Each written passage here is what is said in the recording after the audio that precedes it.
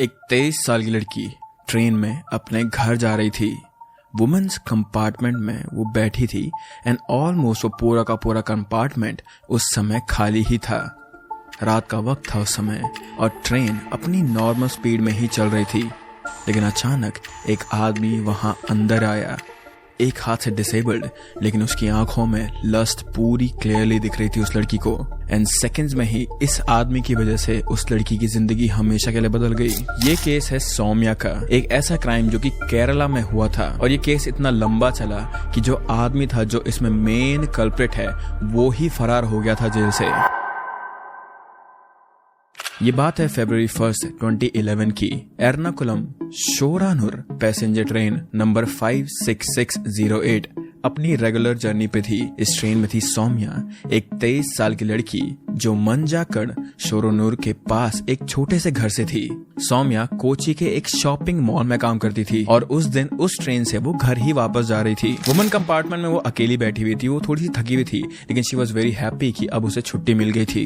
लेकिन उस कंपार्टमेंट में एक और शख्स आया, गोविंद चाम्या, 30 साल का एक क्रिमिनल। ये आदमी तमिलनाडु और आंध्र प्रदेश के पुलिस रिकॉर्ड्स में पहले से ही था। चोरी और लूट के 8 केसेस के साथ। एक हाथ से डिसेबल्ड होने के बावजूद भी उसका दिमाग बहुत ही ज्यादा शातिर था। तो उसने इस कंपार्टमेंट में आने के बाद सौम्या को टारगेट करा और उसके बाद जो हुआ it was just a nightmare. Govindachamy ने सौम्या पर अटैक किया। पहले उसने उसे लूटने की कोशिश करी, लेकिन सौम्या ने अपने आप को डिफेंड करा और वो अपनी जान बचाने के लिए इस आदमी से लड़ी। लेकिन गोविंद चाम्या ने फिर सौम्या का सर बार बार कंपार्टमेंट की दीवार पे इतनी जोर से कि वहां पर उसका खून बहने लगा था। फिर उसने सौम्या को चलती ट्रेन से ही धक्का दे दिया वालाथोल नगर स्टेशन के पास, और वो उसके बाद खुद भी ट्रेन से कूद गया था। जमीन पे गिरी सौम्या दर्द में थी, बेहोश होने की कगार पे। लेकिन गोविंद चाम्या के लिए ये बस शुरुआत थी। उसने ट्रैक्स के पास उसके साथ किया जब सौम्या जिंदगी और मौत के बीच में थी, और उसके बाद वो वहां से फरार हो गया। सौम्या की इंजरीज इतनी सीवियर थी कि फरवरी 6, 2011 को थिरुसुर के गवर्नमेंट मेडिकल कॉलेज में उसकी मौत हो गई जब उसे वहां ले जाया गया था। एक लड़की जो बस अपना काम कर रही थी, जो बस घर जा रही थी, सीमिंगली अनप्रोवोकिंगली उसकी मौत हो गई थी। तो जैसे ही पुलिस वालों को सौम्या के बारे में पता चला, इस केस पर इन्वेस्टिगेशन तुरंत स्टार्ट हो गई थी और ज्यादा टाइम ना लेते हुए उन्होंने गोविंद चाम्या को अरेस्ट भी कर लिया था और उसके बाद उसकी इंटेरोगेशन शुरू हुई। तब पुलिस को पता चला कि ये इसका पहला क्राइम नहीं था। तमिलनाडु और आंध्र प्रदेश में उसके खिलाफ पहले से ही केसेस थे, चोरी, लूट और वायलेंस के। और सौम्या के केस के लिए भी उसके खिलाफ एविडेंसेस बहुत स्ट्रॉन्ग थे। ट्रेन कंपार्टमेंट में खून के निशान मिले थे पुलिस वालों को, सौम्या की इंजरीज के मेडिकल रिपोर्ट और कुछ आई विटनेसेस के स्टेटमेंट, गोविंद चाम्या के कपड़े, उसका क्रिमिनल रिकॉर्ड और उसकी डिसेबिलिटी भी, ये सब उसके खिलाफ प्रूफ बने थे इस केस में। लेकिन जैसे ही ये केस रजिस्टर हुआ, गोविंद चाम्या ने अपने डिफेंस में ये कहा कि वो एक मेंटली चैलेंज्ड बेगर था। लेकिन ऑफ कोर्स बात है, पुलिस ने इस बात को बिल्कुल भी नहीं माना। ये केस इतना ज्यादा सीरियस था उस टाइम पे कि पूरा का पूरा केरला हिल गया था इसमें। आई एम प्रीटी श्योर तुम लोगों ने वीडियो में देख लिया होगा कि how riled up people were. नवंबर 11 में थिरुसुर फास्ट ट्रैक कोर्ट में ये केस चला। जज KN रविंद्र बाबू ने गोविंद चाम्या को और मर्डर का गिल्टी पाया। नवंबर 4, 2011 को उसे डेथ पेनल्टी दी गई और केरला के लोगों को लगा कि शायद से अब इंसाफ हो गया है। But there was more to come in this case. 2013 में केरला हाई कोर्ट ने भी ये डेथ सेंटेंस को अपहोल्ड करा, एक 359 पेज के जजमेंट के साथ। लेकिन फिर इस केस में आया एक बहुत ही बड़ा ट्विस्ट, क्योंकि इस टाइम पर गोविंद चाम्या ने एक बहुत ही बड़ा लॉयर हायर कर लिया था। 2016 में सुप्रीम कोर्ट ने केस देखा और फिर उन्होंने डेथ सेंटेंस को लाइफ इम्प्रिजनमेंट में बदल दिया था और मर्डर चार्जेस को ग्रीवियस असॉल्ट में कन्वर्ट कर दिया था, जिसके लिए 7 साल की सजा सुनाई गई थी उसे। इन सब के पीछे आखिर रीजन क्या था? कोर्ट ने बेसिकली ये कहा कि ये चीज प्रूव नहीं हुई है इस केस में कि गोविंद चाम्या ने सौम्या को ट्रेन से बाहर धक्का दिया था और सौम्या का ट्रेन से बाहर गिरना ही उसकी मौत का मेन कारण हो सकता था। ये वर्डिक्ट सुनने के बाद केरला के लोगों के बीच में गुस्सा बहुत ही ज्यादा फैल गया था। टू बी ऑनेस्ट, सौम्या की मां सुमति ने कहा ये कोई इंसाफ नहीं है। സുപ്രീം കോടതിയിൽ ചെന്നപ്പോൾ എന്താ എന്റെ മോളുടെ മരണം എങ്ങനെയാക്കിയെന്നുള്ളത് എനിക്കറിയില്ല। पब्लिक ने प्रोटेस्ट किए, पॉलिटिशियन ने स्टेटमेंट दिए। फॉर्मर जस्टिस लीडर मारकंडे काजू ने भी वर्डिक्ट को शॉकिंग कहा था उस समय पर, लेकिन फिर भी इसके बारे में और कोई प्रचार नहीं हुआ था।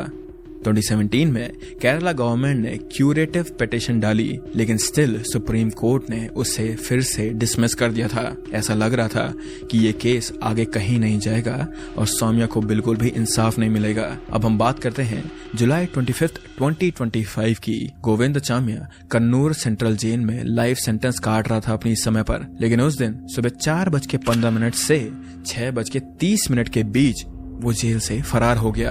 एक डिसेबल्ड आदमी जिसका हाथ नहीं चलता था, उसने अपने जेल के आयरन बार्स को काटा, कपड़े और बेडशीट से एक रोप बनाई और फिर उसने 15 फुट की दीवार को क्रॉस कर दिया था। नाउ सीसीटीवी कैमरास में उसका ये पूरा का पूरा जो एक्ट था वो पूरा रिकॉर्ड हुआ था, लेकिन जेल अथॉरिटीज को मॉर्निंग इंस्पेक्शन तक कुछ भी पता नहीं चला कि जेल से एक आदमी गायब हो गया है। और जैसे ही उन्हें पता चला, पूरा का पूरा केरला फोर्स अलर्ट हो गया था इस चीज के लिए। एक बहुत ही बड़ी सर्च टीम बनाई गई और कुछ ही घंटों में गोविंद चामिया को कन्नूर के थलप में एक कुएं में छुपते हुए पकड़ा गया था और इस चीज की टिप वहां के एक लोकल रेजिडेंट ने दी थी पुलिस वालों को। इसके बाद उसे वियूर सेंट्रल जेल भेज दिया गया और एक केस उसके खिलाफ पब्लिक प्रॉपर्टी डैमेज के लिए भी डाल दिया गया था। अब इस चीज के बाद, क्योंकि जेल में इतनी ज्यादा लापरवाही हुई थी, इस चीज के बाद जेल से 3 ऑफिसर्स सस्पेंड हुए थे और इसके बाद वहां की जनता जेल की सिक्योरिटी पर भी काफी ज्यादा सवाल उठाने लगी थी। सौम्या की मां को जब इसके बारे में पता चला तो उन्होंने कहा कि बिना किसी की हेल्प से ये क्राइम, ये जो एक्ट था वो पॉसिबल ही नहीं था। इस केस ने केरला में बहुत सारे सवाल उठाए। एक लड़की ट्रेन में सेफ नहीं है, एक क्रिमिनल जेल से भाग गया है और सुप्रीम कोर्ट का फैसला, इसने लोगों का जस्टिस सिस्टम से भरोसा हिला दिया था। लोगों का कहना है कि केरला के होम डिपार्टमेंट और चीफ मिनिस्टर पिनाराई विजयन के अंडर जेल सिक्योरिटी इतनी वीक कैसे हो सकती है। तो दूसरे लोग बोलने लगे कि अगर एक डिसेबल्ड आदमी जेल से भाग सकता है तो वहां अंदर और क्या क्या पॉसिबल है। और एक बहुत ज्यादा इंपॉर्टेंट सवाल है इस केस में, वो ये कि अगर गोविंद चामिया एक बेगर था तो उसने एक high profile lawyer BA Aloor को 15 लाख से ज्यादा फीस कैसे दी। People are just speculating this thing कि क्या इस केस के पीछे, क्या गोविंद चामिया के पीछे किसी बड़े नेटवर्क का हाथ है। now, जहां तक बात रही इस केस की समाप्ति की, तो इस केस का जो वर्डिक्ट था वो बहुत ही ज्यादा कंट्रोवर्शियल है। एंड ये केस सिर्फ अब इसी चीज का नहीं था, ये केस अब एक जेल ब्रेक का भी था। But still today also the main question still remains after so many years कि क्या सौम्या को इंसाफ मिलेगा। अभी तो गोविंद चामिया को अरेस्ट कर लिया गया है और इस चीज पे आगे कोई भी वर्डिक्ट नहीं आया है, लेकिन seeing the past record of this guy and seeing the past record of how it was handled, how this case was handled, I do not have a lot of hope to be honest. क्योंकि ऐसा हमने पहले भी देखा है कि बहुत बारी बहुत सारे लोग केसेस से निकल जाते हैं। पर आपकी इस केस में क्या राय है, do let me know in the comment section. But इसी के साथ अब ये केस यहीं पे होल्ड पे है guys, and with that I hope that you guys are happy and healthy, एंड मैं मिलता हूं तुम लोगों से अब अगले अपलोड में। Bye bye.